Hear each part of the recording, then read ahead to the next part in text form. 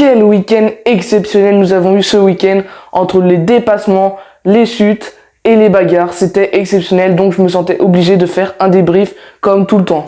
Mais encore une nouveauté dans mon décor.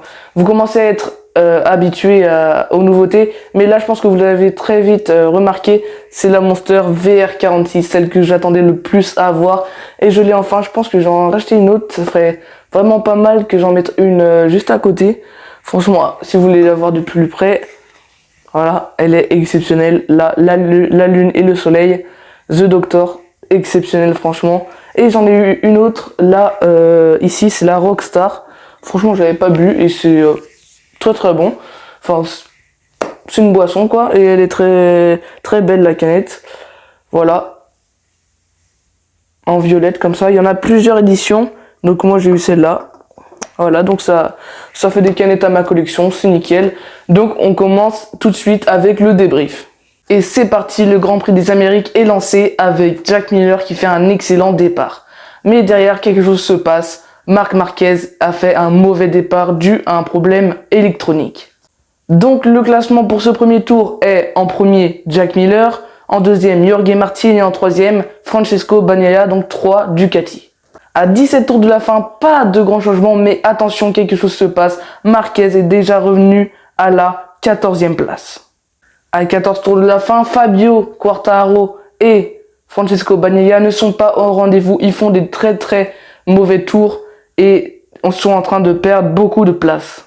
Par contre, quelqu'un qui fait un excellent Grand Prix malgré son départ, c'est Marc Marquez. Il est déjà revenu à la 11e place dans la roue de son coéquipier. Devant, les Ducati font des très très bons chronos, mais par contre, Marc Marquez roule plus vite que le leader Miller.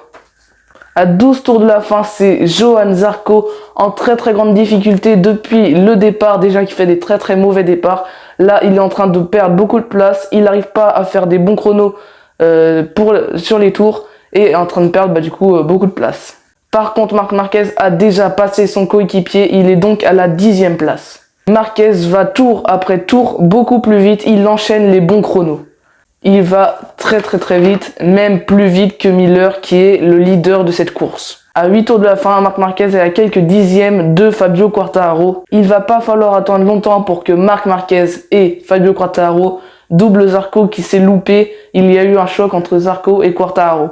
Depuis le début de la course, on sentait Johann est très en difficulté, il n'arrive plus à suivre le rythme et est en train de perdre beaucoup de place, donc place après place. À 6 tours de la fin, c'est Enea Bastianini qui vient de nulle part, il s'enflamme, il est en train de taper les meilleurs chronos. Et à 5 tours de la fin, changement de leader, Miller n'est plus premier mais deuxième, il se fait doubler par Enea Bastianini. À 4 tours de la fin, c'est le coéquipier de Johann Zarco, Jorge Martin, qui se fait lui doubler par Fabio et Marquez. Mais Marquez avait déjà doublé Fabio, donc il est devant Fabio, Marquez. Et devant, c'est Enea Bastianini qui est en train de s'échapper complètement de la course. Il est maintenant à 1 seconde 5 d'avance. Par contre, il y a le troisième, celui qui est à la 3e position, c'est Rins qui est en train de voir Jack Miller et il commence à s'approcher petit à petit de Jack Miller. Et derrière, le combat Marquez-Fabio fait rage. Il y a des dépassements. Fabio double Marquez, mais Marquez redouble Fabio. C'est extraordinaire. C'est la première fois qu'on voit ça. Enfin, c'est pas la première fois. On l'a déjà vu, mais c'est extraordinaire de les voir se battre ensemble. C'est ce qu'on attendait à peu près tous. Et là, on les a vus se battre ensemble. Dernier tour, Rins est dans la roue de Jack Miller, mais ça ne suffira pas pour le doubler. Donc, le résultat final est, en première place, Enea Bastianini qui a fait une superbe course. En deuxième place, Jack Miller, aussi une superbe course. Donc les premiers, ils ont fait une superbe course.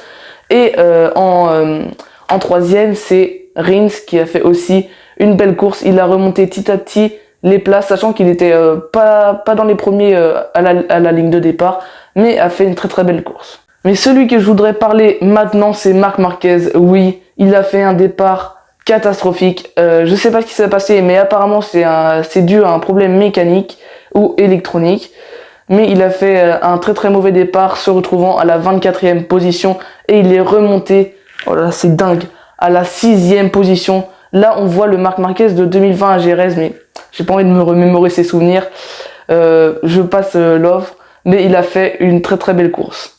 Derrière Marquez, c'est Fabio Quartararo. Fabio Quartararo, il a fait une course assez moyenne en soi, mais quand même, le combat, il arrivait facilement à revenir sur Marquez, même dans les lignes droites, sachant que la Honda est plus puissante que la Yamaha, mais il allait quand même à la même vitesse que Marc Marquez. Il y a eu 2 beaux combats entre les deux là. Je suis content, très très content. Celui que je suis extrêmement déçu, c'est Johann Zarco. Johann Zarco, j'espère à tout prix qu'un jour, il gagnera sa première victoire, car il a du mal à finir ses courses. Cette course, c'était vraiment pas pour lui. C'était très dommage.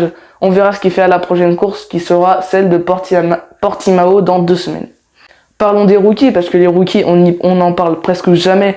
Les rookies qui sont derniers, pratiquement tous derniers, ils sont pas dans le top 10, il y en a pas dans le top 10. J'espère qu'ils vont faire quand même des bons résultats. Imaginez qu'on voit quand même un rookie sur le podium cette année. Moi, je verrais bien Marco Bezzecchi. Dites-moi ce que vous en pensez en commentaire.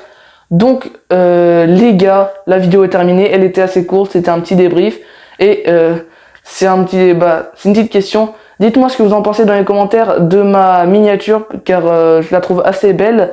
J'ai réussi à faire en sorte que les 2 images s'incrustent ensemble et je suis fier de moi.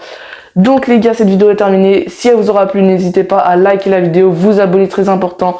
J'espère arriver aux 1000 abonnés. Là, on est à 115 abonnés à l'heure où je tourne cette vidéo. Donc bon les gars, abonnez-vous, likez, commentez et sur ce les gars, je vous dis ciao.